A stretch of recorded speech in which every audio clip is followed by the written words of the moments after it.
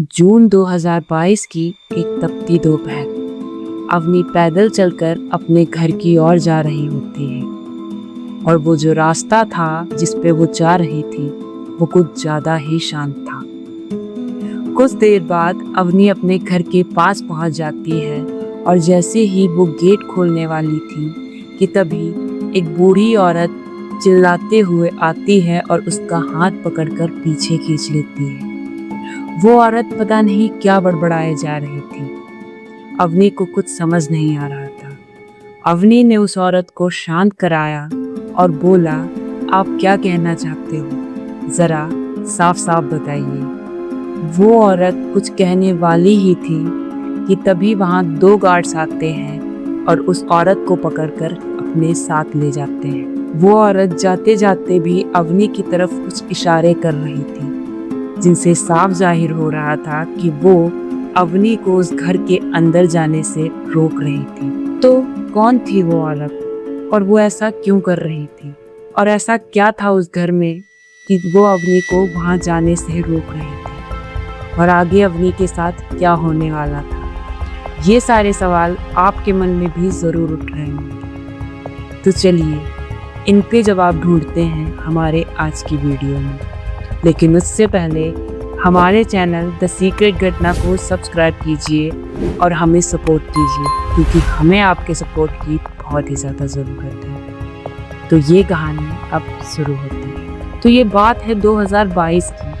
अवनी जो कि 16 साल की एक टीनेज लड़की थी और अपने फैमिली के साथ शिफ्ट हो रही थी नए घर। अवनी के पापा एक आर्मी ऑफिसर थे जिसके चलते उन्हें हर पोस्टिंग पर एक नए घर में शिफ्ट होना ही पड़ता था। इस फैमिली में ये टोटल 5 जन थे, अवनी, उसके मम्मी पापा और उसकी दादी दादा। अवनी की अपने माता पिता से कुछ ज़्यादा खास बनती नहीं थी, पर उसकी जो जान बसती थी वो अपने दादी बाबा में बसती थी। और जो ये घर इन्होंने लिया था, ये घर उस एरिया में एकलौता घर था और दूर दूर तक शांत रास्ते और घना जंगल। पर इन सबसे भी ज़्यादा जो स्ट्रेंज थिंग थी वो ये थी कि उस घर के पीछे बना था एक बहुत बड़ा कब्रिस्तान जो शायद से अब बंद हो चुका था। और अवनी का जो रूम था वो बेसमेंट में था और अवनी की खिड़की से ये पूरा जो कब्रिस्तान का एरिया था साफ दिखाई देता था। इन लोगों को शिफ्ट हुए लगभग 1 महीना बीत जाता है और सब आराम से उस घर में रह रहे थे। अवनी जो घर में बोर हुआ करती थी, अब लगभग 1 महीने बाद उसने कब्रिस्तान में टहलना स्टार्ट कर दिया। वो हर रोज सुबह घंटों उस कब्रिस्तान में बिताने लगी। कभी पुराने पत्थरों को देखती या उनके फूलों को चुनती तो कभी कभी वहां बैठकर कुछ सोचती रहती। अवनी वैसे हमेशा सुबह के टाइम ही वहां घूमती थी, लेकिन एक दिन उसकी अपने पापा से कॉलेज एडमिशन के चलते कुछ बहस हो जाती है। तो उसके पापा उसे बहुत ही ज्यादा डांट देते हैं और एक थप्पड़ भी मारते हैं, जिसके बाद और वो रोती हुई वहां से चली जाती है और जाकर उस कब्रिस्तान की ही एक कब्र पर बैठ जाती है। कब्र पर बैठकर वो रोते हुए कुछ बड़बड़ाए जा रही थी, या कहने गुस्से में वो खुद से ही बात कर रही थी। पर वो जहाँ बैठी थी वो एरिया उसके घर से काफी दूर था और वहां से उसका घर दिखाई भी नहीं देता था। रात में बहुत देर तक अवनी उस कब्र पर ही बैठी रही और बाद में जब समय ज्यादा हुआ तो उसकी दादी ने उसे ढूंढना शुरू किया और पूरे घर में आवाज लगानी स्टार्ट की। अवनी के कानों में उसकी दादी की आवाज जैसे ही पड़ती है वो वहां से उठी और अपने आंसू पोंछकर अपने घर की ओर जाने लगी। अंधेरा काफी ज्यादा था, इसलिए अवनी के जो पैर थे वो बार बार कहीं ना कहीं लड़खड़ा जा रहे थे, पर अवनी को जो था डर नहीं लग रहा था। वो चलती हुई अपने घर की ओर जा रही होती है कि तभी उसे ऐसा लगा शायद से उसने किसी के तो पैरों की आवाज़ सुनी। पर अवनी को ज़्यादा अंधविश्वास पर भरोसा नहीं था, तो इन चीज़ों को इग्नोर कर देती है और चुपचाप अपने घर चली जाती। अपनी घर आई, पर उस रात उसने न खाना खाया न किसी से बात की और सीधा जाके अपने रूम में गई और जाकर सो जाती है। अवनी गहरी नींद में सो रही होती है, तभी अचानक उसकी नींद खुल जाती है। शायद उसे भूख लग गई थी क्योंकि गुस्से में उसने खाना तो खाया नहीं था, तो भूख लगनी तो लाजमी थी।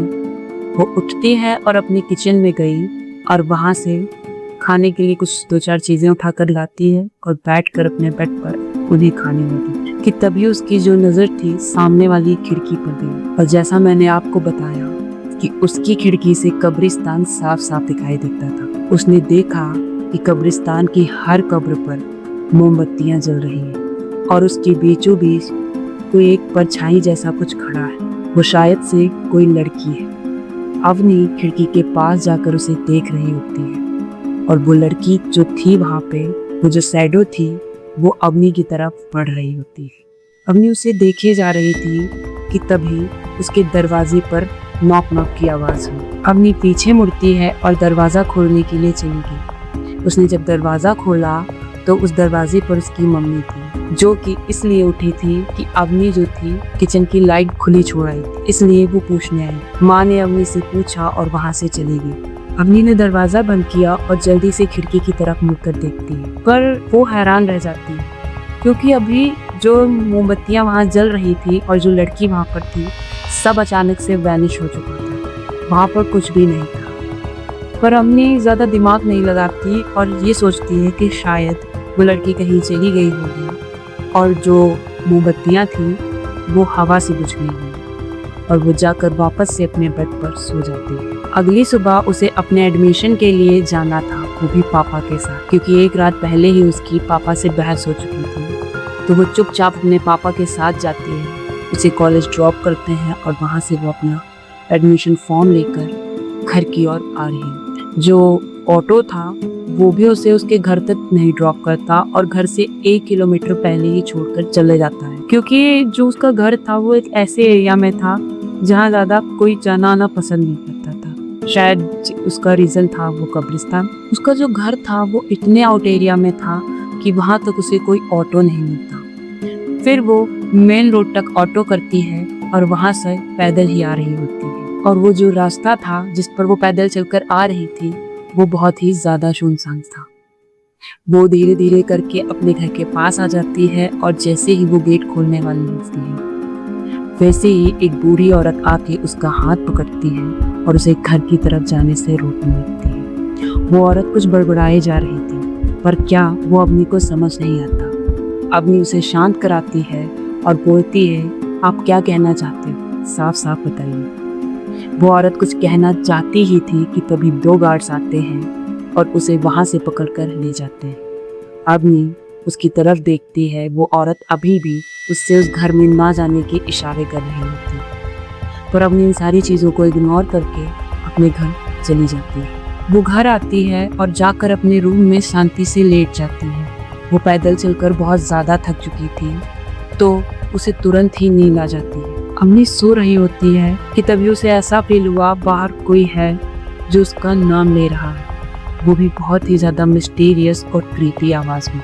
यह युग है, वो जो शख्स था वो अवनी को पुकार रहा था और ये जो आवाज़ थी वो एक लड़की की थी। और उस लड़की की ये आवाज़ इतनी ज़्यादा डिस्टर्बिंग थी, इतनी ज़्यादा डिस्टर्बिंग थी कि अवनी बुरी तरह घबरा कर उठ जाती। और ये पहली बार था जब अवनी को डरने का एहसास हुआ था। वो बाहर जाती है और दादी से बातें करने लगती है। फिर रात होती है और सब डिनर करते हैं, अपने अपने रूम में जाकर सो जाते हैं। अवनी भी रूम में थी और अपना फ़ोन चला रही थी, क्योंकि दिन में वो बहुत देर तक सोई थी तो उसे नींद नहीं आई थी। तो वो फ़ोन में रील्स देख रही होती है और रील्स देखते देखते कब उसकी आँख लग गई उसे पता ही नहीं चला। देर रात अचानक उसे एक अजीब सी आवाज़ सुनाई देती है और ये आवाज़ दरवाजे या खिड़की के पीटने की आवाज़ थी। कोई बहुत ज़ोर ज़ोर से खिड़की को पीट रहा था। अवनी घबरा कर उठती है और इधर उधर देखने लगती है। रूम में बहुत ज़्यादा अंधेरा था। वो अपना साइड लैंप ऑन करती है और देखती है वो आवाज़ भी अब शांत हो चुकी थी और आसपास उसे भी कोई दिखाई नहीं दे रहा था। उसने अपना फ़ोन उठाया और देखा तो फ़ोन में 1:47 हो रहा था। अवनी फ़ोन चलाने लगती है और दोबारा फिर से सो जाती है। अब अवनी नींद में कुछ ऐसा फील करती है या कहें कि ऐसा देखती है कि उसके जो रूम का फ़ैन है उस फैन के ऊपर कोई बहुत ही डार्क साया जैसा बैठा हुआ है जो सिर्फ और सिर्फ अवनी को घूरे जा रहा है। अवनी बहुत ज़्यादा घबराने लगती है और वो नींद से उठने की कोशिश करती है, पर वो इस बार उठ नहीं पाती। वो उसके जो हाथ पैर थे वो पूरी तरह से जकड़ चुके थे। अवनी बार बार अपना सर हिलाती है, उसकी आंखें खुली थी पर वो उठ नहीं पा रही थी। तभी अवनी की नज़र अपने रूम के कॉर्नर पर जाती। वो देखती है वहाँ पर कोई लड़की खड़ी हुई थी, बहुत ही ज़्यादा क्रीपी, और वो अवनी को देखकर स्माइल किए जा रहे थे। अवनी बहुत ज़्यादा घबरा जाती है और बस उसे चुपचाप देख रही थी, क्योंकि अवनी ना हिल पा रही थी, ना ही उसकी आवाज़ निकल रही थी कि वो चिल्ला सके। तो अवनी चुपचाप उस लड़की को देखती रहती है और वो लड़की धीरे धीरे एक क्रीपी स्माइल के साथ अवनी की ओर बढ़ रही थी। अवनी को कुछ समझ नहीं आ रहा था कि वो क्या करे। वो चुपचाप अपनी आंखें बंद करती है और वो जो लड़की कॉर्नर में खड़ी थी, अवनी ने ऐसा फील किया कि वो उसके बेड पर आकर बैठ गई है। वो लड़की उसके इतना पास थी कि अवनी को उसकी सांसों की आवाज़ भी सुनाई दे रही थी। अवनी बहुत ज़्यादा डरी हुई थी, उसे समझ नहीं आ रहा था कि वो करे तो क्या करे। वो जो साया था वो अब लिटरली अवनी के बेड पर आ चुका था। अवनी ये सब फील कर रही थी और अवनी को उसकी सांसों की आवाज़ भी साफ सुनाई दे रही थी। अवनी बहुत ज़्यादा घबराई हुई थी और वो जो कि हिल भी नहीं पा रही थी, तो वो करती भी तो क्या। उसने अपनी आंखें पहले से ही बंद की हुई थी और अब वो ऐसा महसूस करती है कि वो साया उसके कान में कुछ फुसफुसा रहा है, पर क्या वो अवनी को समझ नहीं आ रहा था। अवनी बहुत ज़्यादा घबरा गई और उसने सोच लिया था कि शायद आज वो बचेगी नहीं। फिर वो मन ही मन में भगवान को याद करने लगी और हनुमान जी का नाम उच्चारने लगी। जैसे ही उसने मन में हनुमान जी का नाम लेना स्टार्ट किया, उसे ऐसा फील हुआ कि वो जो साया था वो उससे थोड़ा दूर हो गया था। जब अवनी को ऐसा रियलाइजेशन हुआ तो अवनी ने हनुमान जी का नाम जोर जोर से लेना स्टार्ट कर दिया। अवनी जितनी ज़्यादा ज़ोर से हनुमान जी का नाम ले रही थी, वो साया उतना ही पीछे जा रहा था। फाइनली अवनी जब अपनी आंखें खोलती है तो उसने देखा वो साया खिड़की के बाहर खड़ा हुआ था और अवनी को देखकर बहुत गुस्से में कुछ बोलने की कोशिश कर रहा था, पर अवनी उससे डरती नहीं है और वो हनुमान जी का नाम कंटिन्यूसली लेती रहती है तब तक जब तक उसे नींद नहीं आ जाती। अवनी सो चुकी थी और सुबह के 9:30 बज गए थे। अवनी आज अभी तक नहीं उठी थी। नॉर्मली अवनी 8 बजे तक उठ जाती थी। दादी को चिंता होती है, वो उसके रूम में गए और उसे उठाने लगते हैं। उनके लाख उठाने पर भी अवनी उठ नहीं रही थी। फिर उन्होंने उसके मुंह पर पानी के 2 छींटे मारे, जिसके बाद अवनी को होश आया। अवनी जैसी ही अपनी दादी को देखती है वो उन्हें गले लगा लेती है और ज़ोर ज़ोर से रोते हुए वो सारी बातें बताती है जो उसके साथ बीती रात को हुई थी। अवनी की बात सुनने के बाद दादी पूरी तरह शॉक हो जाती है और वो बहुत ज़्यादा सोच में पड़ जाती है कि ऐसा क्यों हुआ। फिर अवनी उन्हें सुबह हुए उस बुढ़िया वाले इंसिडेंट के बारे में भी बताती है, जिसके बाद दादी कहती हैं कि इस घर में जो कुछ भी है या तुम्हारे साथ कल जो कुछ भी हुआ, उसका कहीं ना कहीं कनेक्शन उस बूढ़ी औरत के साथ है, तो हमें उससे मिलना चाहिए, जिसके बाद ही हमें पता चलेगा कि यहाँ आखिर है क्या। तो अवनी उन्हें बताती है कि वो औरत शायद पास वाले असाइलम की होगी, क्योंकि उसे वहीं के 2 गार्ड्स पकड़ कर ले गए थे। फिर वो बिना टाइम वेस्ट किए उस असाइलम जाते हैं और गार्ड्स से पूछते हैं कि आप जिसे कल हमारे घर के सामने से पकड़ कर लाए थे, वो बुढ़िया हमें कहाँ मिलेगी। वो गार्ड उन्हें उस औरत के पास ले जाता है, पर यहाँ आप कुछ स्ट्रेंज थिंग नोटिस करेंगे कि वो औरत जैसे ही अवनी को देखती है उसे सीने से लगा लेती है, जबकि वो अवनी को जानती तक नहीं थी। फिर वो अवनी से एक बात कहती है कि तू ठीक है मेरी बच्ची, पर उसने ऐसा क्यों कहा था। और वो आगे बोलती है कि मुझे लगा था कि आज तू जिंदा नहीं बचेगी। फिर अवनी और उसकी दादी उस बूढ़ी औरत से उस घर के बारे में पूछते हैं। घर के बारे में पूछने पर उस औरत ने बताया कि आज से करीब 15 साल पहले वो और उसकी फैमिली वहाँ रहा करती। उनकी फैमिली में उनकी एक पोती थी जिसका नाम था किरण। किरण जो कि बहुत ही ज़्यादा शार्प माइंड की लड़की थी और पढ़ने में भी अच्छी खासी थी, लेकिन उसके पापा को उसके लव अफेयर के बारे में पता चल जाता है और वो किरण को बहुत ज्यादा डांटते हैं और उसके बाद भी ना मानने पर किरण की शादी जबरदस्ती किसी से कराने के लिए फोर्स करते हैं।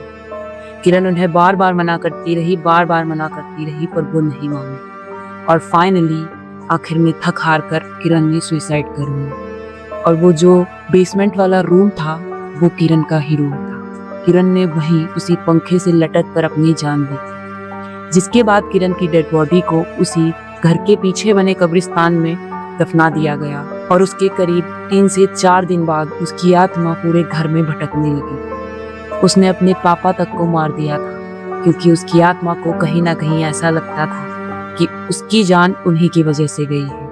और दादी जो कि अब अकेले रह गई थी, उन्हें भी वो लड़की दिखती रहती थी, पर वो उन्हें कुछ करती नहीं थी।